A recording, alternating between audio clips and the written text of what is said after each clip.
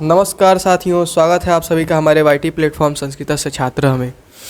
तो चलिए आज शुरू करते हैं हम भवती पद की रूप सिद्धि।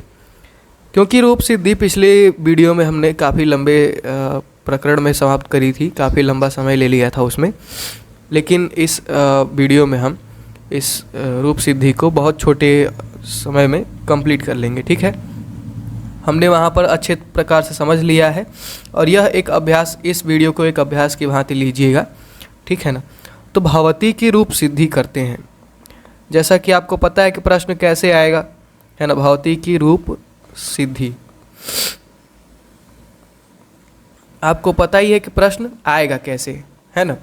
पूछेगा कि भवती की रूप सिद्धि कीजिए या निम्नलिखित का सूत्रोल्लेख पूर्वक रूप सिद्धि कीजिए, ऐसे करके प्रश्न आएगा। तो हम भवती की रूप सिद्धि करके एक देख लेते हैं पहले। तो भवती जो है, भवती बना है भू धातु से, है ना। भवती पहली बात ये भू धातु से बना है। दूसरी बात ये कि ये लट लकार का है, ठीक है। और तीसरी बात ये कि ये प्रथम पुरुष एक वचन है ना। इसलिए हमें किसकी आवश्यकता पड़ेगी? तो पहले तो भू धातु से बना है तो धातु संज्ञा करेंगे। दूसरी बात लट लकार को लाएंगे बीच में। फिर तीसरी बात प्रथम पुरुष को लाएंगे बीच में। फिर उसके बाद एक वचन को लाएंगे बीच में। और तब जा कर के कुछ और व्याकरणिक प्रक्रियाएं करने के बाद हमारा भवती का रूप सिद्ध हो जाएगा, है ना। पाँच ले लीजिए। पाँच प्रकरणों में या 5 पॉइंट्स में हम इसको कवर करेंगे। तो भू को पहले लाते हैं। तो भू लिखते हैं भू। अब भू की धातु संज्ञा करेंगे पहले, क्योंकि ये धातु है तो इसलिए धातु संज्ञा करेंगे। तो भूवादयो धातवः से, भूवादयो धातवः, इस सूत्र से हमारा भू का धातु संज्ञा हो जाता है। ठीक है, तो हम लिखेंगे भूवादयो धातवः से भू की धातु संज्ञा कर धातु संज्ञा हुई। ठीक है। फिर वर्तमाने लट, इस सूत्र से हम लट लकार को बीच में लाएंगे। वर्तमाने लट, इस सूत्र से लट क्या हो जाएगा, हमें भू से परे लट प्राप्त हुआ। ठीक है, तो हम यहाँ पे लिखेंगे भू और धन नहीं रहेगा, भू रहेगा और लट रहेगा। ठीक है। अब इस लट में अनुबंध लोप हो जाएगा। अनुबंध लोप कहने का मतलब ये है कि टकार और लकार में जो अकार है उसका लोप हो जाएगा। किससे किससे? तो हलंत्यम और उपदेशे अजनुनासिक इत, इन दोनों सूत्रों से पहले तो इत संज्ञा हो जाएगी अकार और टकार की, और फिर उसके बाद तस्य लोपः से लोप हो जाएगा। तो ये बचेगा क्या? भू और ल। लेकिन उससे पहले भी लट जो है, इस लट की मतलब हम पहले तो भू जो है, लट नहीं भू जो है उसका भू लह कर्मणि च भावे चा कर्म केभ्यः, इस सूत्र से हम पहले तो पता कर लेंगे कि ये सकर्मक है या अकर्मक है, कौन सी क्रिया है, सकर्मक क्रिया है या अकर्मक क्रिया है। तो भवती का अर्थ होता है होता है। ठीक है, भवती का अर्थ अगर हम सामान्य रूप से लेंगे तो होता है, ऐसा अर्थ होता है। तो इसमें कर्म की संभावना कम है। ठीक है, कर्म की संभावना नहीं है, कर्म की आशा नहीं है। तो इसलिए ये क्या हो जाएगा? तो ये हो जाएगा कर्म विहीन। तो इसलिए हम इसको क्या कर देंगे? अकर्मक। और ये हमें किस सूत्र से पता चला? तो लह कर्मणि, पहले तो हम अनुबंध लोप करेंगे, यहाँ लिखेंगे अनुबंध लोप, फिर लिखेंगे लह कर्मणि च भावे चा कर्म केभ्यः, इस सूत्र से अकर्मक क्रिया का पता चला। भू अकर्मक क्रिया है ऐसा पता चला, ऐसा हम कर लेंगे। ठीक है। अब हमारा अगला क्या है? तो भू और बचेगा ल, प्लस फिर से नहीं रहेगा, तो यहाँ पे हो जाएगा भू और लकार। लेकिन लकार है तो लकार पर एक सूत्र होता है तिप्तस झी और ng करके आता है। इसको संक्षेप में बोलते हैं तिंग। क्या बोलते हैं? तिंग। इसको संक्षेप में बोलते हैं तिंग। तो इस तिंग से हमें 18 क्या प्राप्त होते हैं, प्रत्यय लकार के स्थान पर। किंतु अब हम 18 को रखेंगे नहीं, हमें क्या रखना है, पहले तो हमने लट ला दिया, अब हमको उसके बाद लाना है, क्या लाना है, प्रथम पुरुष एक वचन लाना है। तो सबसे पहले तो हम पुरुषों को डिफाइन करेंगे, मतलब इन 18 में से कौन से लेने हैं कौन से नहीं लेने हैं, इसको डिफाइन करते हैं। तो उसके लिए हमें परस्मय पद संज्ञा करने की आवश्यकता होती है, और वह सूत्र है, परस्मय पद संज्ञा करने वाला सूत्र है लह परस्मय पदम। कौन सा सूत्र है, लह परस्मय पदम। इस सूत्र से इन 18 की परस्मय पद संज्ञा हो जाती है, इन 18 की। लेकिन जो अगला सूत्र है, कौन सा सूत्र, तो शेष कर्तरी, ऐसे शेष कर्तरी परस्मय पदम। इस सूत्र से जो 9 बचते हैं, 9 बचे तो नहीं है, लेकिन जो लास्ट के 9 होते हैं, लास्ट के 9 अंतिम 9 होते हैं, उनका आत्मनेपद पद संज्ञा हो जाता है, आत्मनेपद पद। इसलिए जो बचे हुए हैं पहले के 9 हैं, उन सब का क्या हो जाएगा तब, परस्मय पद संज्ञा।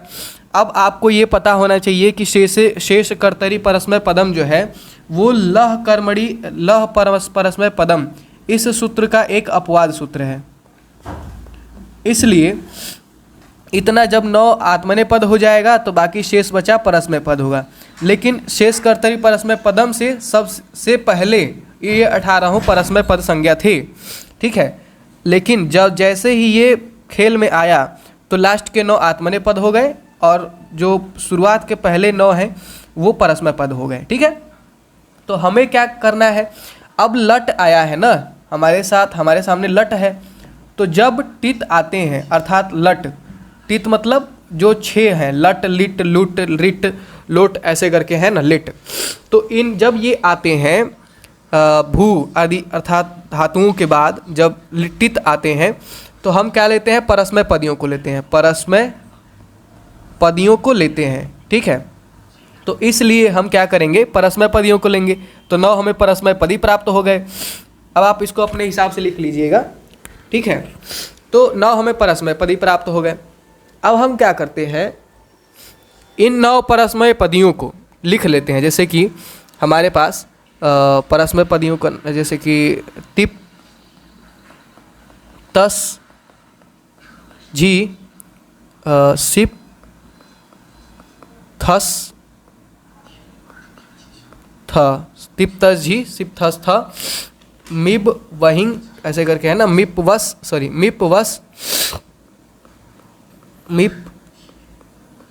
वस और मस। तो ये हमें 9 प्राप्त हो गए। किंतु इन 9 को, अभी ये 9 वेल डिफाइंड नहीं है, अभी हमें ये 9 केवल प्राप्त हुए किसकी वजह से, परस्मय पद। तो अभी इनका नाम केवल परस्मय पद है, इनका केवल नाम परस्मय पद है, ऐसा है। किंतु अभी हमें एक एक पद को डिफाइन करना है, एक एक। जैसे तिप है तो तिप के कौन से स्थान पे आता है, मतलब इसका कोऑर्डिनेट क्या है, ऐसा सामान्य समझे तो। फिर तस का कोऑर्डिनेट क्या है, झी का कोऑर्डिनेट क्या है, ऐसा है ना। तो उसके लिए सूत्र होता है तिंगस त्रिड़ी त्रिड़ी, ठीक है ना, त्रिड़ी त्रिड़ी प्रथम मध्यमोत्तमा, ठीक है, ऐसे करके होता है सूत्र तिंगस त्रिड़ी त्रिड़ी। इसको लिख लेते हैं, तिंगस त्रिड़ी त्रिड़ी प्रथम मध्यमोत्तमा, ऐसे सूत्र। तो इस सूत्र से क्या होता है, हमें 3-3 के ग्रुप में, 3-3 के समूह में हमें प्रथम पुरुष, मध्यम पुरुष और उत्तम पुरुष प्राप्त होते हैं। प्रथम, मध्यम और उत्तम, ये पुरुष प्राप्त होते हैं। अब चूंकि हमें ये 3 लाइन प्राप्त हो गई, लेकिन इन तीनों लाइनों में से ऊपर के ये जो 3 हैं वो डिफाइन नहीं है, तिप तस झी और सिप थस था, मिप वस महिंग मस, ये याद हमें वो नहीं है, वेल डिफाइन नहीं है।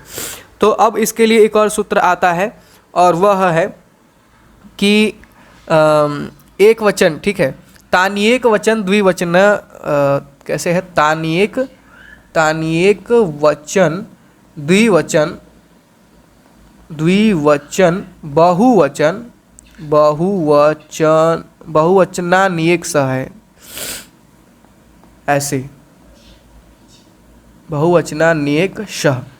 इस सूत्र से क्या होता है, इनमें से जो ये मिले थे हमें ग्रुप में, जो ये ग्रुप में मिले थे, इन सब का फिर से एक वचन बहुवचन और एक वचन द्विवचन और बहुवचन संज्ञा हो जाता है। एक वचन बहुवचन और द्विवचन और बहुवचन, ऐसा संज्ञा हमें प्राप्त हो जाता है। अब हम जब आगे देखते हैं तो हमें क्या चाहिए भाई, तो हमने पहले ही बताया आपको कि हमें प्रथमा का एक वचन चाहिए, प्रथम पुरुष का एक वचन चाहिए। तो प्रथम पुरुष का एक वचन हमें पाने के लिए क्या करना पड़ेगा, अब हमने केवल डिफाइन किया है, अभी कुछ किया नहीं। तो प्रथम पुरुष का एक वचन पाने के लिए हमें दो सूत्र मिलते हैं। एक सूत्र मिलता है कि शेषे प्रथमः, ऐसे करके एक सूत्र है, शेषे प्रथमः। इस सूत्र से ये पता चलता है कि इससे पहले दो और सूत्र आते हैं। तो शेषे प्रथमः का कहना है कि जब तक अस्मद और युष्मद नहीं कहा जाएगा, मतलब जब अस्मद और युष्मद नहीं कहा जाएगा तो हम प्रथमा को लेंगे। किसको लेंगे, प्रथम एक वचन, प्रथम एक वचन नहीं, प्रथम पुरुष को लेंगे। जब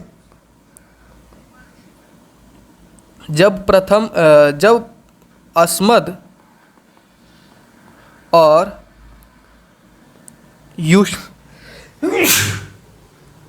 युष्मद नहीं होंगे तो एक वचन, हम तो प्रथम को लेंगे, प्रथम पुरुष को लेंगे, प्रथम पुरुष को लेंगे, ऐसा ये शेषे प्रथमा कहता है। सामान्य अर्थ में देखें तो हम प्रथम पुरुष को ले लेंगे। तो प्रथम पुरुष में भी हमें तीन प्राप्त हो गए, है ना। प्रथम पुरुष में हमें क्या प्राप्त हो गए, तीन। अब इन तीनों को जो है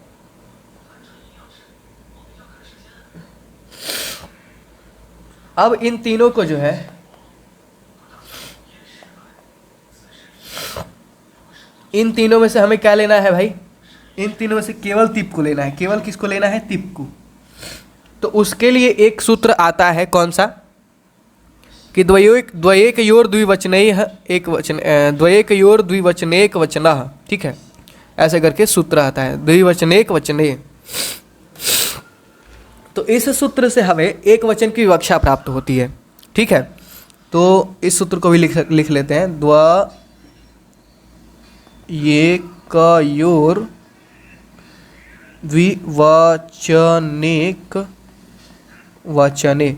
तो इससे हमें यहाँ पे लिखेंगे कि इस सूत्र से एक वचन की विवक्षा में हमें तिप प्राप्त होता है। क्या प्राप्त होता है, तिप। तो हम जब तिप पा लेंगे तो यहाँ पे लिखेंगे कि भू और तिप। क्या लिखेंगे, भू और तिप। अब भू तिप हमें प्राप्त हो गया। तो यहाँ पे जो तिप का पकार है उसका हलंत्यम से इत संज्ञा हो जाएगा, पकार का क्या हो जाएगा, हलंत्यम से इत संज्ञा, और फिर इसी का क्या हो जाएगा, तस्य लोपः से लोप, ठीक है। लेकिन उससे पहले तिप एक क्या है, शिप ङित है, ठीक है। तिप क्या है, एक ङित नहीं, तिंग है, तिंग। तो तिंगशित सार्वधातुकम, ऐसा एक सूत्र आता है। आप यहाँ पे लिखेंगे कि पकार की इत संज्ञा होने पर, पकार की हलंत्यम से इत संज्ञा होने पर तस्य लोपः से उसका लोप हुआ, किंतु तिप एक सार्वधातुक है। सूत्र किस सूत्र के अनुसार, तो तिंगशित सार्वधातुकम, तिंग ऐसे बड़ा सा है, ठीक है ना, तिंगशित सार्वधातुकम। इस सूत्र से तिप एक तिंग है। तिंग बोले तो वही तिप्तजी और ङ, ठीक है, यही लास्ट वाला, आगे का त और ङ, ती और ङ, तो तिंग हो जाएगा ऐसे बन के। तो तिंगशित सार्वधातुकम, तो तिप क्या है, एक तिंग है, तो इसलिए इसकी सार्वधातुक संज्ञा हो जाएगी। इसकी क्या संज्ञा हो जाएगी, सार्वधातुक। अब जैसे ही सार्वधातुक संज्ञा होगी, एक सूत्र है क्या कि सूत्र का नाम है सार्वधातुकम, कैसे करके है, शेषे नहीं शेषे प्रथमा नहीं, शप कर्तरी शप, हाँ कर्तरी शप करके है। तो कर्तरी शप, इस सूत्र से कर्तरी शप, इस सूत्र से भू अर्थात धातु के परे सार्वधातुक होने पर, कर्तरी शप कहता है कि धातु के परे सार्वधातुक होने पर शप प्रत्यय होता है, ठीक है। तो शप प्रत्यय क्या हो जाएगा, भू और शप, तो यहाँ पे कर्तरी शप जब आएगा तो यहाँ पे हो जाएगा भू शप और ती, क्योंकि पकार की हमने पहले ही लोप कर दिया है ना, तो भू शप और ती हो जाएगा। अब यहाँ पर शप में पकार और शकार, अर्थात अगर शप को तोड़ा जाए तो श अ और प, तो ये जो पकार है और ये जो शकार है, ये दोनों क्या हो जाएंगे, इन दोनों का लोप हो जाएगा। क्या हो जाएगा इन दोनों का,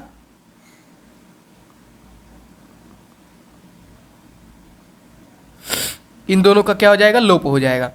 और जैसे ही लोप होगा, लोप कैसे होगा भाई, तो पकार का हलंत्यम से और शकार का लश को तद्धिते से इत संज्ञा होगी पहले, लश को तद्धिते से, आप लिख लीजिए लश को तद्धिते, लश व तद्धिते, इस सूत्र से इत संज्ञा होगी।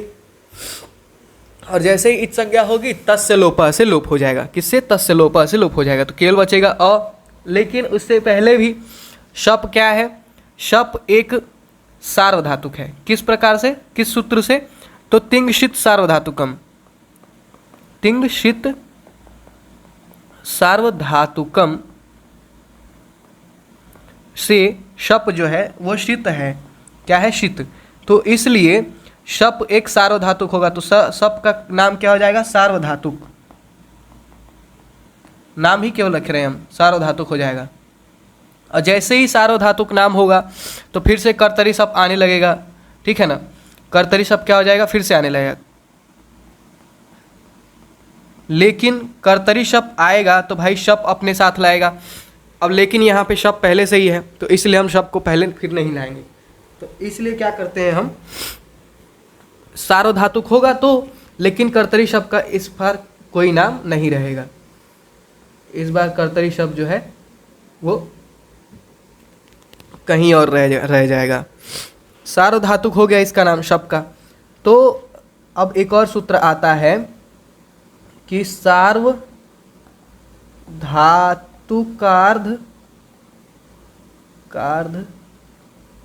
धातुकयोः,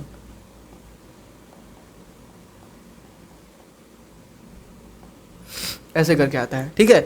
तो इसका अर्थ क्या है, सार्वधातुकार्ध धातुकयोः। इस सूत्र के हिसाब से भू से परे यदि कोई सार्वधातुक है, भू से परे यदि कोई सार्वधातुक है तो इगंत अंग को, ठीक है, इगंत अंग को क्या हो जाएगा, तो इगंत अंग को इगंत अंग को गुण हो जाएगा।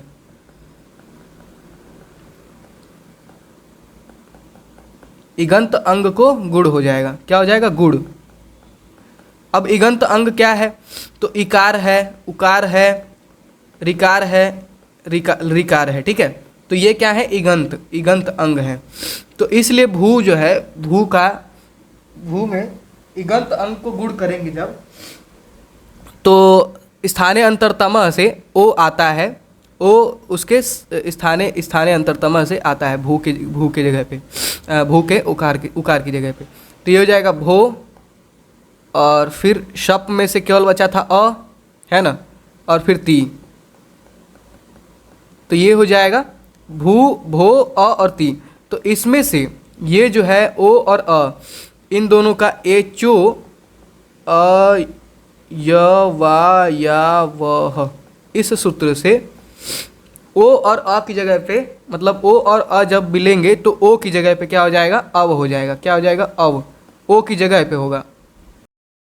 तो यहाँ पे भ प्लस अव प्लस अ प्लस ती, और जब हम इसकी संहिता कर देंगे तो क्या हो जाएगा, संहिता करेंगे तो भवती, ये हमारा रूप सिद्ध हो जाएगा। तो इस प्रकार से हमारा रूप सिद्ध हुआ। तो ये था हमारा रूप सिद्धि, भवती का रूप सिद्धि।